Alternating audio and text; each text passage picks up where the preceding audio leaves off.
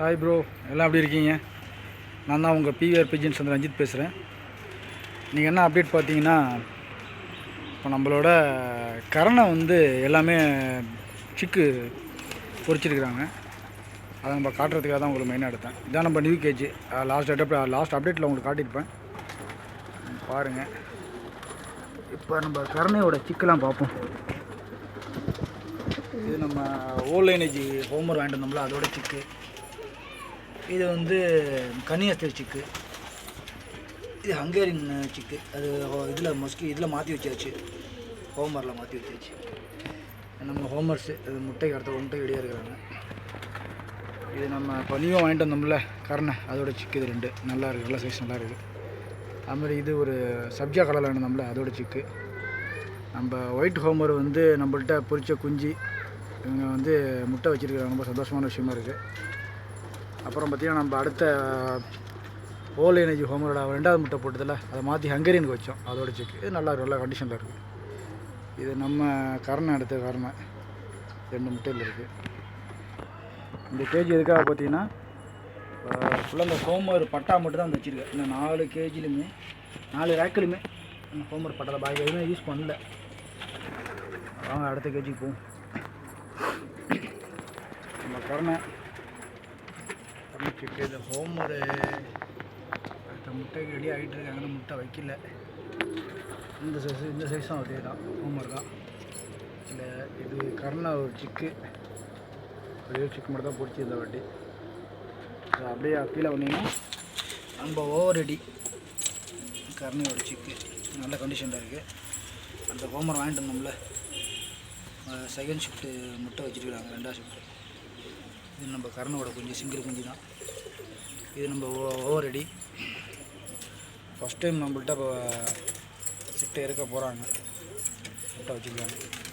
இது நம்ம ஹோமரு, உங்களுக்கு தெரியும், ஓல் எனர்ஜி பழைய ஹோமரு எக்கில் இருக்காங்க. இது ஆக்சுவலாக பார்த்தீங்கன்னா இது கரணை. இதோட எக்கு பார்த்தீங்கன்னா பட்டர்ஃப்ளை ஸ்டார்டிங் இருக்குல்ல, அதோட எக்கை வச்சுருக்கேன். இது நம்மக்கிட்ட பொரிச்ச கரணையோட சிக்கு. பொரிச்ச கரணையோட சிக்குன்னு பார்த்தீங்கன்னா நம்மகிட்ட குஞ்சிலேருந்து பெருசாகி அது முட்டை போட்டு வந்த சிக்கு. இது அப்படியே பார்த்தீங்கன்னா நம்ம சப்ஜா டைமிங் கூட அது அடுத்த எக்கு வச்சுருக்காங்க. இது அது நம்மள்ட்ட பொரிச்ச குஞ்சு தான், பொரிச்ச குஞ்சு அடுத்த எக்கு வச்சுருக்கு. எல்லாம் மாடை இதில் சிக்கில் இருக்கிறாங்க. இது இப்போ ரீசெண்டாக அந்த நான் சேல்ஸ் பண்ண சிராஜ் இது வாங்கிட்டு வந்துட்டேன். அந்த எக்குக்கு ப்ரீட் பண்ண தேவைப்படும் எனக்கு, இது வாங்கிட்டு வந்துட்டேன். அது எம்டியாக இருக்குது. அவ்வளோதான் ப்ரோ இன்றைக்கி அப்டேட்டு. அப்போ உங்களுக்கு வீடியோ போடுறேன், பிடிச்சிருந்தால் லைக் பண்ணுங்கள், ஷேர் பண்ணுங்கள். நான் எடிட்டிங் பண்ணி போகணுன்னு தான் ஆசை, நம்மளுக்கு டைம் கிடைக்க மாட்டேது. அதனால தான் ரியலாக ஷூட் பண்ணி போடணும் அப்படின்னு தான். கிளைமேட் வர மாறிக்கிட்டு வர மழை காலம் ஆரம்பிக்க போகுது.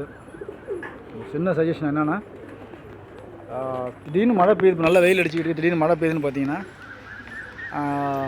ஒரு சின்ன ஒரு மெடிசன் இருக்குது, நீங்கள் தண்ணியில் கலந்து வச்சிங்கன்னா நல்ல ரிசல்ட் வரும். எனக்கு வந்து ரிசல்ட்டு அதை பற்றி நான் சொல்கிறேன், நல்ல ரிசல்ட் வரும். வேறு ஒன்றும் கிடையாது. டெட்ராசைக்ளின் பவுட்ரு இருக்குல்ல, அதை காட்டுறேன் பாருங்கள்.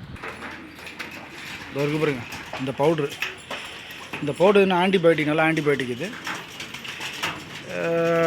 அது தண்ணி யானை வச்சுருக்கேன் பார்த்தீங்களா, அதை தான் நான் தண்ணி கலந்து வைப்பேன். இப்போ ஒன்றும் மழைலாம் பெய்யல, கிளைமேட் ஒரு மாதிரியாக இருக்குது. சப்போஸ் நைட்டு மழை பெஞ்சுன்னா நாளைக்கு காலையில் ஒரு டீஸ்பூன் ஃபுல்லாக, ஒரு டீஸ்பூன் எந்த அளவு வருதோ அந்த அளவு அந்த தண்ணியில் கலந்தால் போதும். அது ஒரு 100 பேர்ட்ஸ் குடிக்கலாம்.